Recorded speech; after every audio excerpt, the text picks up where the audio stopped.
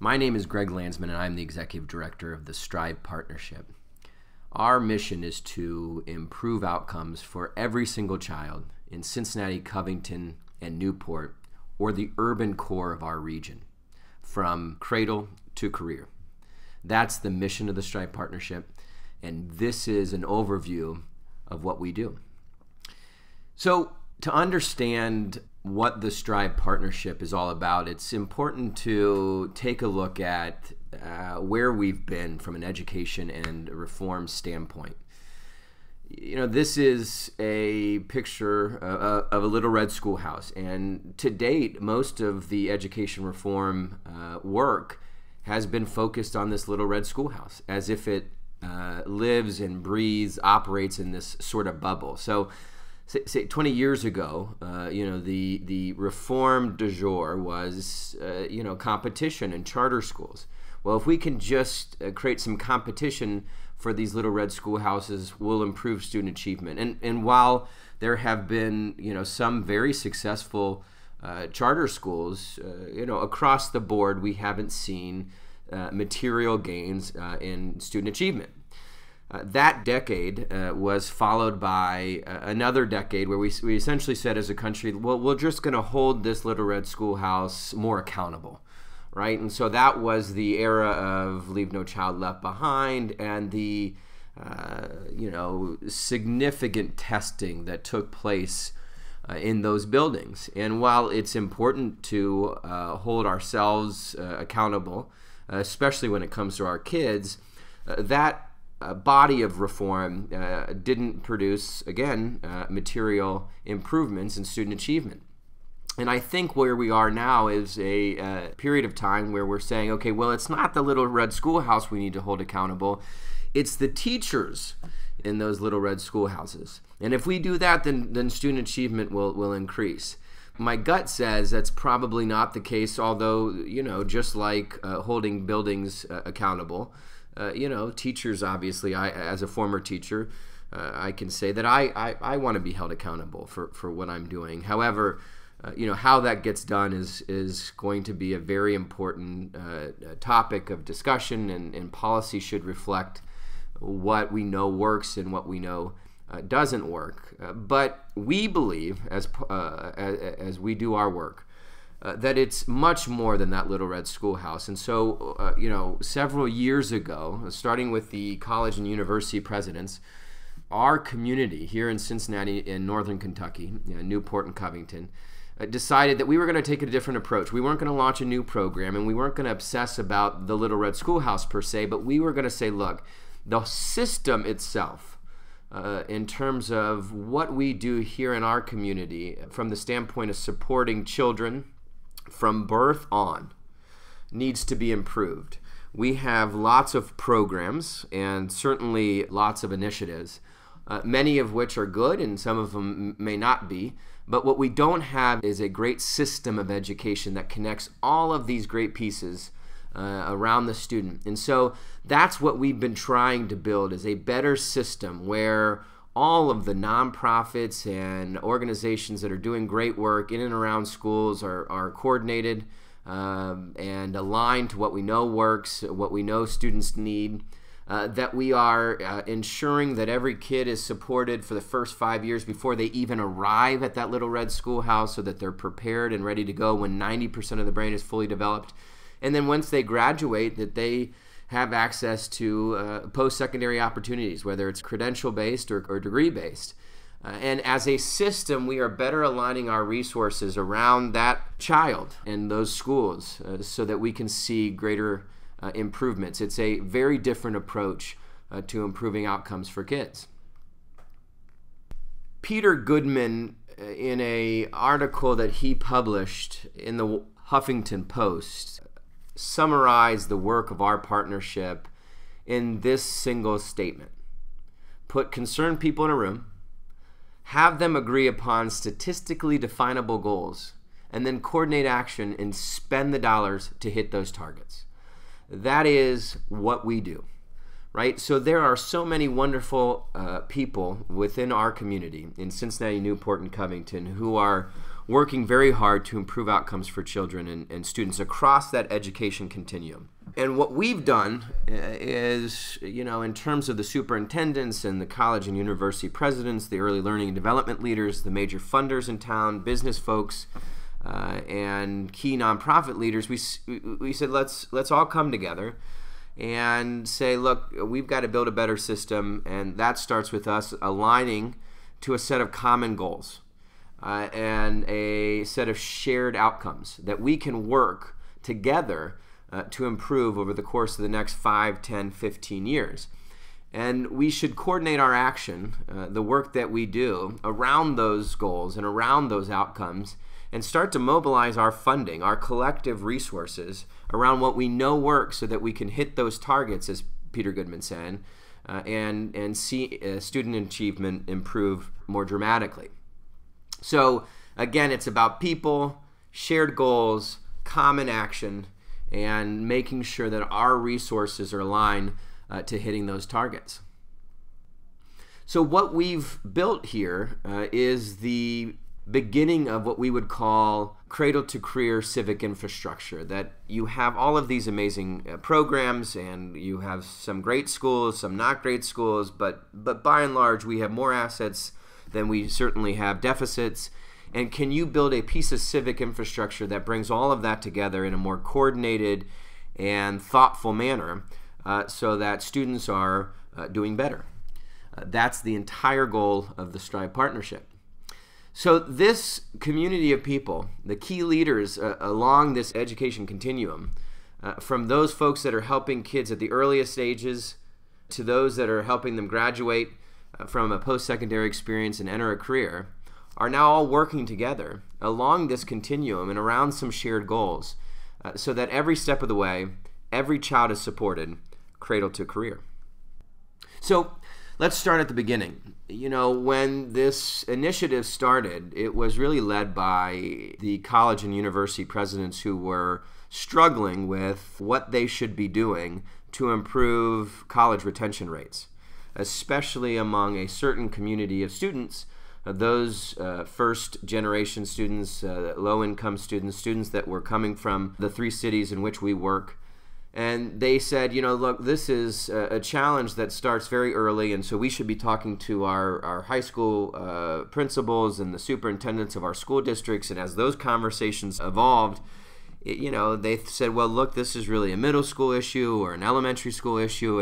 And before you knew it, they were realizing what others around the country have realized, is that this all starts very, very early on. That brain development starts not only at birth, but prenatally.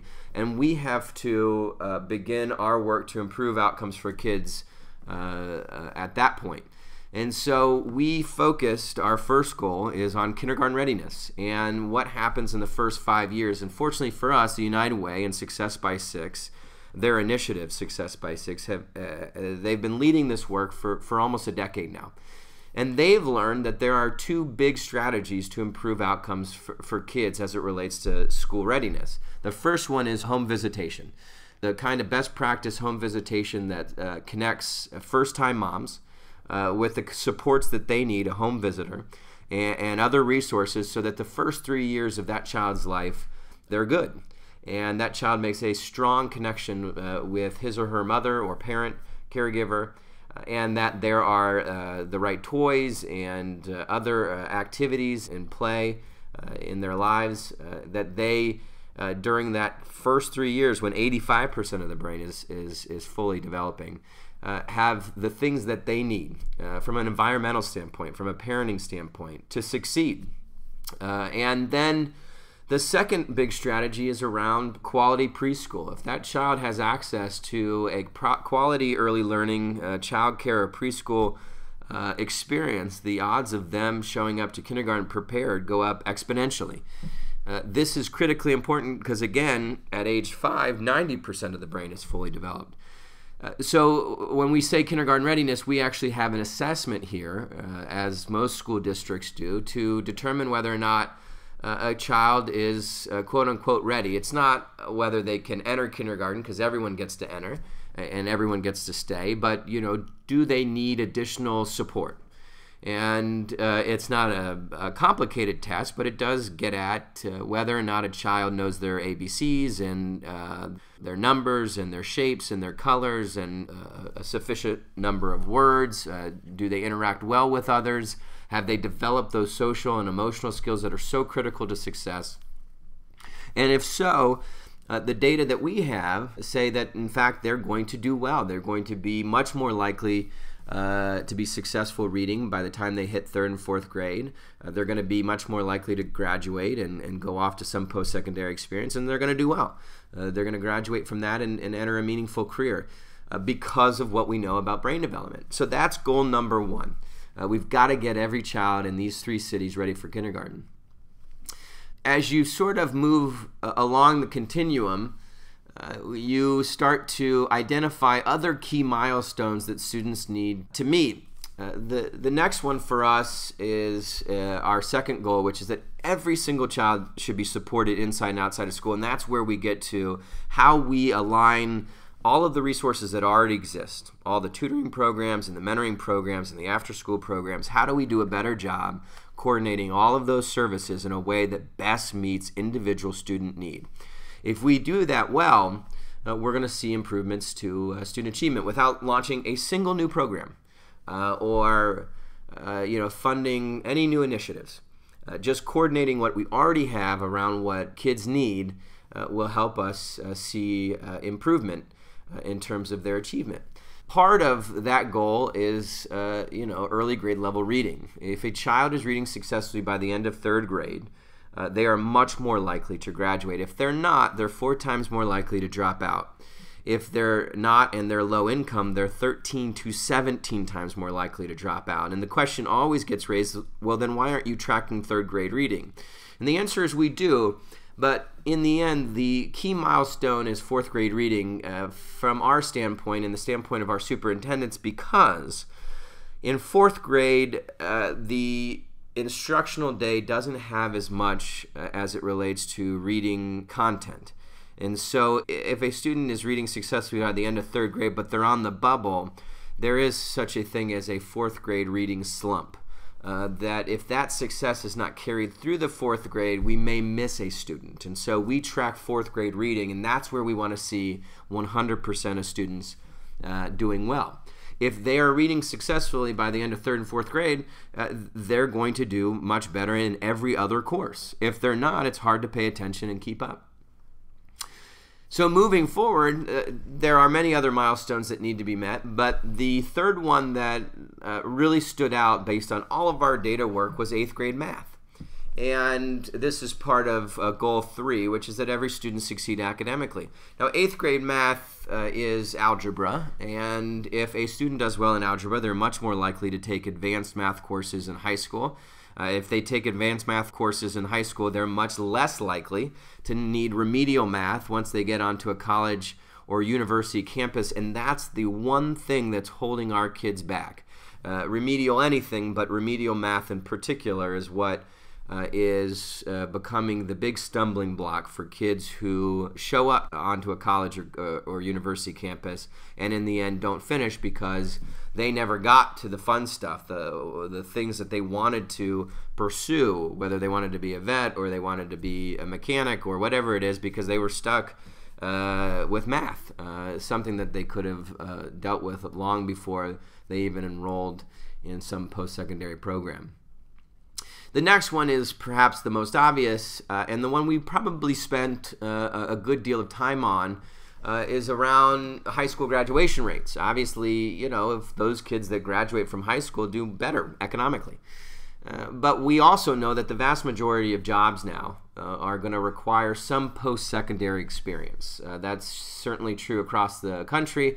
And based on local data that we've pulled together, it's just as true here in Cincinnati, Newport, and Covington, that at least 2/3 of all jobs will require some post-secondary experience. And so we want to make sure that every student graduates not just with a high school diploma, but with the skills they need to be successful in college and career. And the measure that we have at the moment, although it's not perfect, is the ACT.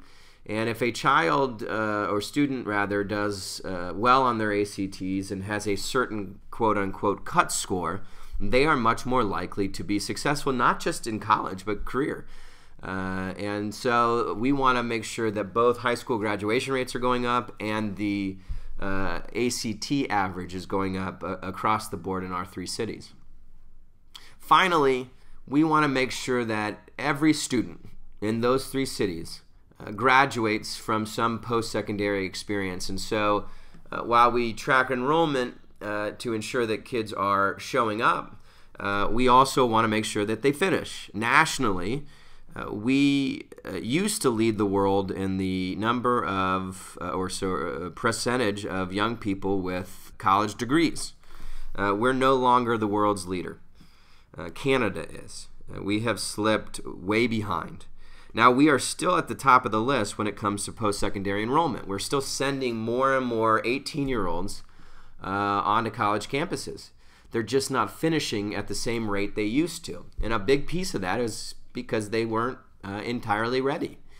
And so if we can do all of the work on the front end, from birth all the way to that moment, we're going to see retention rates improve.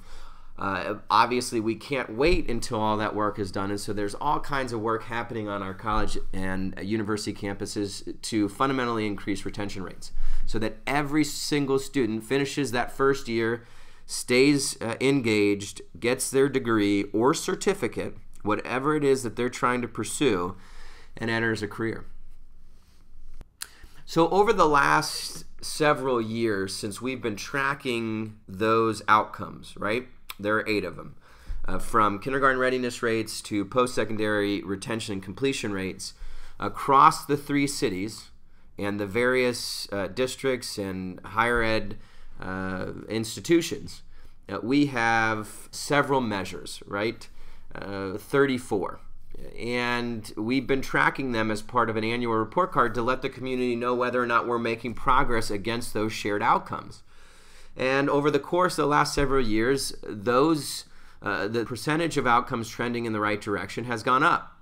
So in 2009, 68% of them, those shared outcomes that we were tracking and working to improve as a partnership, were trending in the right direction. Last year, 89% were trending in the right direction. And while the goal is in part to get to 100%, we want to see every single one of those outcomes across the institutions and throughout the 3 cities improve 100%.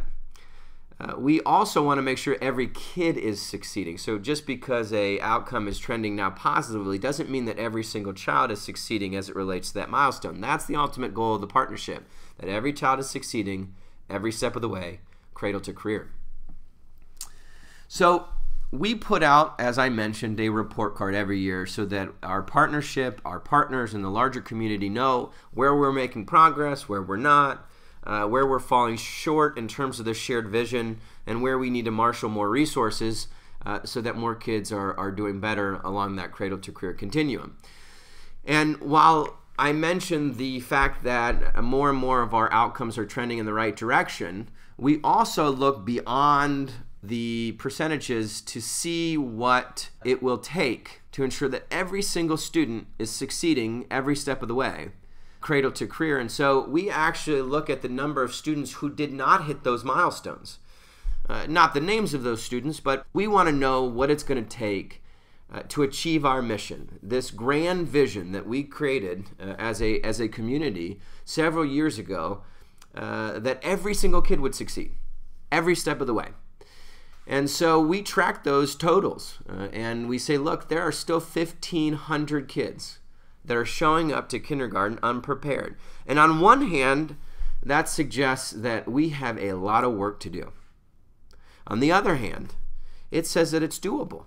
That is not an insurmountable number. If we were to align our resources more intentionally, investing more and more our dollars in those things that we know work, high-quality home visitation for every single mom, and quality early learning and preschool for every single kid, that number will drop to 0 or something approximating 0. And then it will be a domino effect. If every kid shows up to kindergarten ready to go, odds are they're going to be reading successfully by the end of 3rd and 4th grade. If they are, they're going to be doing better in math. They're going to graduate. They're going to enroll. They're going to be retained, and they're going to get the degree or credential they need. So that's the true, when it's all said and done, vision of this partnership, is to ensure that every single kid is succeeding every step of the way. So let me talk a little bit about the way in which we have impact as a partnership, because again, we don't run programs, we don't fund initiatives. What we try to do is first coordinate action and be that effort that is catalyzing and supporting collaborative work. So what you're seeing here is an example of how this happens, and I'm going to show it one more time, but before I do, imagine each one of these dots is a program. Let's say that they're all tutoring programs, right?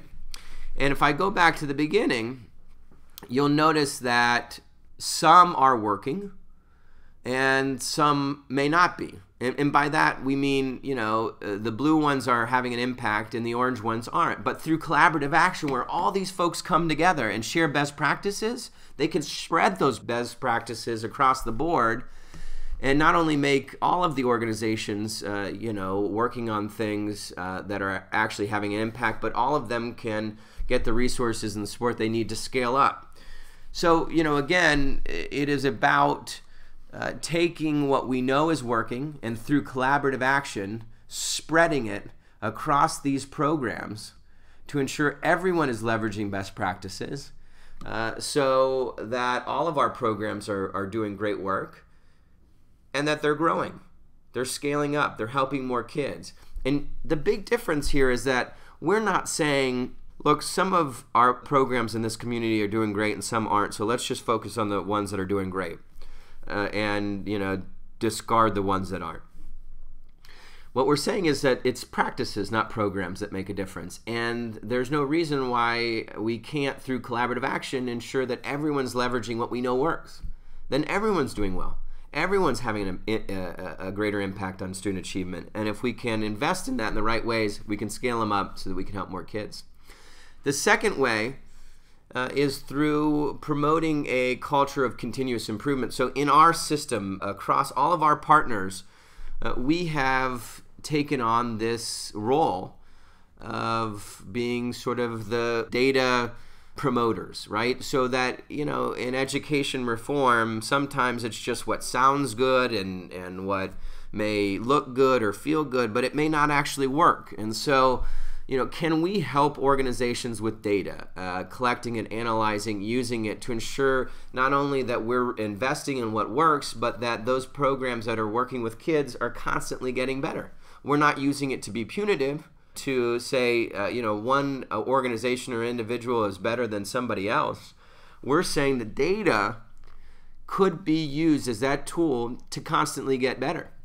To be, as our children's hospital here in Cincinnati says, the best at getting better. That we're constantly using data to get better.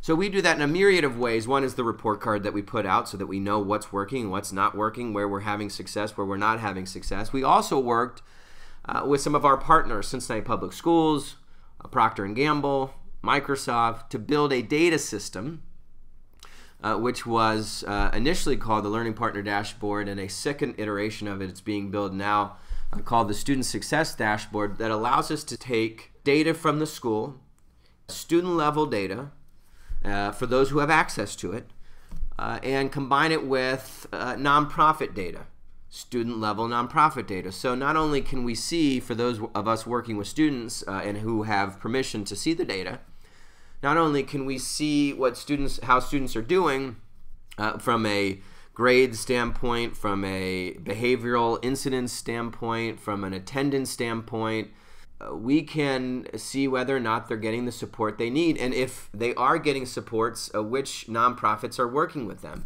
which ones aren't, where do they have gaps? And this allows the school to, A, better meet the needs of their student, because they can see, well, this student is missing too many days of school, or they're not doing as well as they could be. They need a tutor, or they need to be enrolled in an after-school program, or they need some other services, and they can see very quickly whether or not that student is getting it. And if they're not, they can quickly see what services are being provided at that school and connect that student to those services through a school-based resource coordinator. Makes a big difference to ensure that every student is getting what they need. The second advantage of this is the nonprofits, if they have parent consent, can see the data. If they don't, then they can get aggregated data to determine whether or not what they're doing is having an impact, where it's having an impact, where it's not, and it helps them to get better. That's the ultimate purpose and promise of this tool, is to help everyone get better. And then as funders, they can look at all of the data and say, okay, we have a better sense of where to align our resources so that every kid is getting what they need and that we're investing in what works. And before we had this data aggregator, it was harder to do. This is something that will evolve over time, but what we want to be, in addition to having built this data aggregator so that people could share data more successfully, we want to be the leader nationally in what we would call civic analytics, the kind of data analysis that helps those individual organizations and institutions supporting kids use data, not in a negative or punitive way, but in a way that's going to impact student achievement for the better. That's what is at stake here. So the third way that we have impact is a continuation of really the second thing, which is if we use data effectively and we have a better sense of what's working, we ought to be aligning our collective resources, what's already in the system, around what works. So I'll give you 3 examples. One is the Social Innovation Fund. 16 funders came together.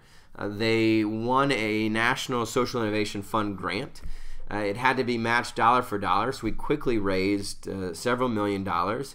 And those funders quickly said, hey, these outcomes that you have already agreed to as part of the Stripe partnership make the most sense. Let's invest in what's working around those shared outcomes. Again, think about Peter Goodman's quote, let's get a bunch of concerned people in a room, figure out what's working, and then invest money to hit those targets. And so the Social Innovation Fund has been doing just that. It's several $1,000,000 being invested in ultimately 8 organizations that had a proven track record of success, that if they had additional resources, they could scale up, help more kids, and as a result, I think we are seeing and will continue to see those shared outcomes improve even more quickly. The second example is our campaign to fundamentally improve early grade level reading. This is an effort that involves 70 organizations. They are all working around a common vision that is grounded in what we know works, which is that if a student is reading successfully by the end of 3rd and 4th grade, they go on to graduate and do good things. So let's focus our attention and our collective resources on making sure every kid is showing up prepared for school and that they're reading successfully by the end of 3rd grade. And so part of this work will be a new venture fund where investors can come together and invest in what we know works to fundamentally improve school readiness rates and 3rd and 4th grade reading rates. The last one is one of my favorite examples because it doesn't involve funding, right? When we think of resources, we always think funding, and how do we align funding to what we know works? But we know as a community, we have more resources than just money. We have people, among other things. And so when we looked at all the data with Cincinnati Public in terms of all the things that were going into schools to help improve student achievement, the one thing that had the most impact was one-on-one tutoring. So CPS said, hey, can we get more one-on-one tutors? And so we said, sure.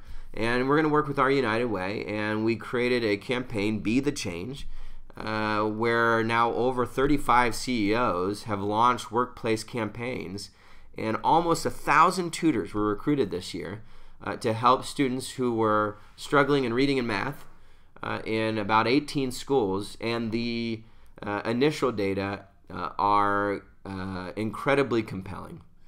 In one school, all of those tutors that are working with 4th graders have seen their students do better. Every single one of their students is doing better, and the vast majority of them are doing significantly better. And that is the case across our schools. We are just waiting on the final data, but some of the swings are, not 20 or 30%, but 60%. It makes a huge difference. And so, again, it's about aligning what we know works, our resources around what we know works. Our resources in this case are individuals, volunteers, people who care. And what works is one-on-one tutoring. So we need more tutors. So let me talk a little bit about the progress and give you a few examples. The first one is this early grade level reading campaign, and I think it's a great example of a community coming together around what we know works. National data came out to suggest that third grade reading really was this critical milestone. We had already adopted fourth grade reading, but we weren't paying as much attention to it as we should.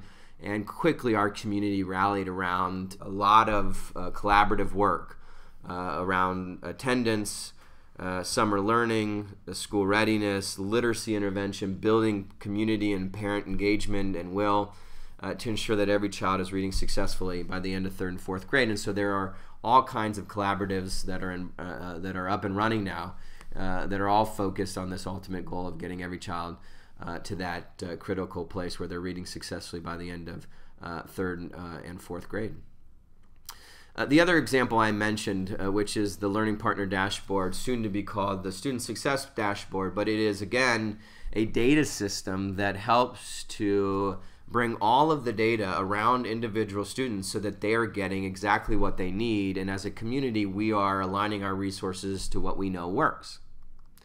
And then the third example is around this idea of aligning resources to what works. And I talked a little bit about Be the Change, but again, it's not just funding, although we do a lot of pooled funding work or bringing funders together to invest in things that we know are having an impact. It's also about people, making sure that they are spending their time on things that we know are having an impact on improving outcomes for kids.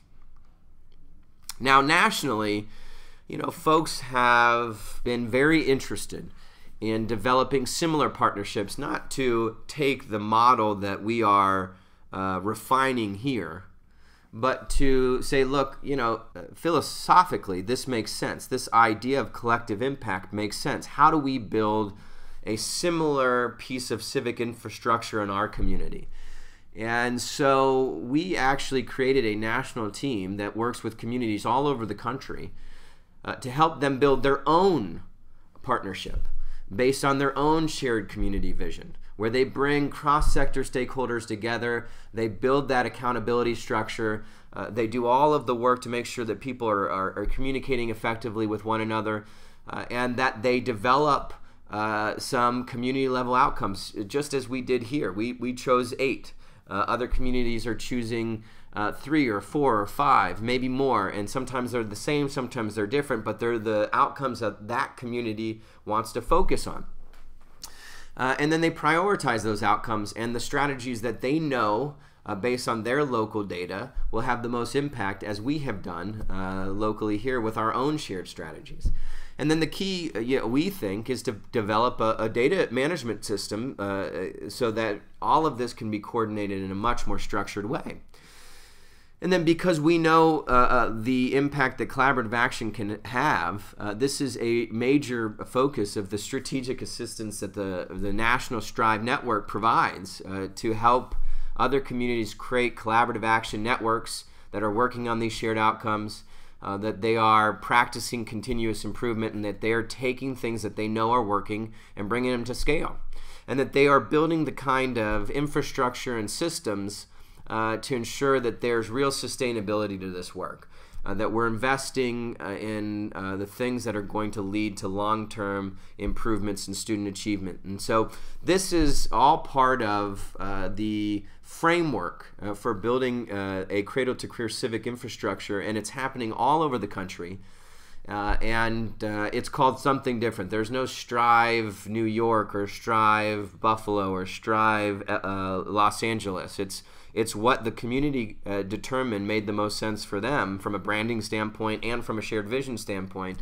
And our national team provides the strategic assistance to make sure, A, they get there a whole lot faster than we did, because we were learning more from our mistakes than we were our accomplishments? And could we help people avoid some of those same mistakes? And can we accelerate the progress by doing so in their communities?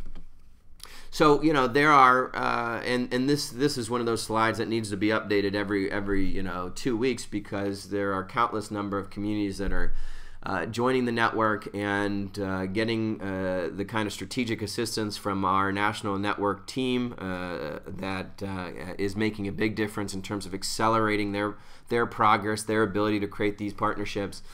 And over the course of the last several months, because quality is so important, and this kind of work can take any number of can go in any number of directions, this Strive national team has developed with their partners a set of quality benchmarks that will help other communities do this work and do it with the kind of fidelity that will ensure that they really do have impact on student achievement.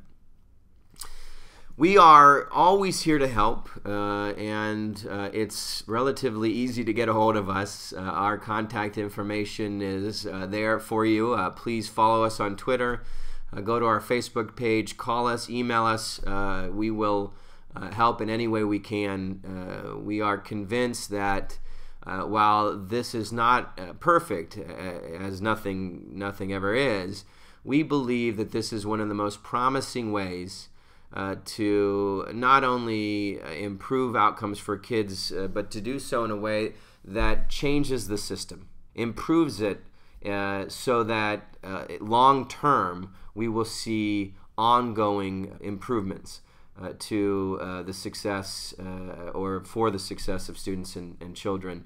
And perhaps there's no more important work. At the end of the day, this is what's going to be at the heart of whether or not we stay competitive. It's going to be at the heart of whether or not we stay true to our commitment to our kids and the next generation, that they have the opportunities that perhaps weren't afforded to their parents, but were afforded to us. And that every single child has a shot at their God-given potential. Thank you.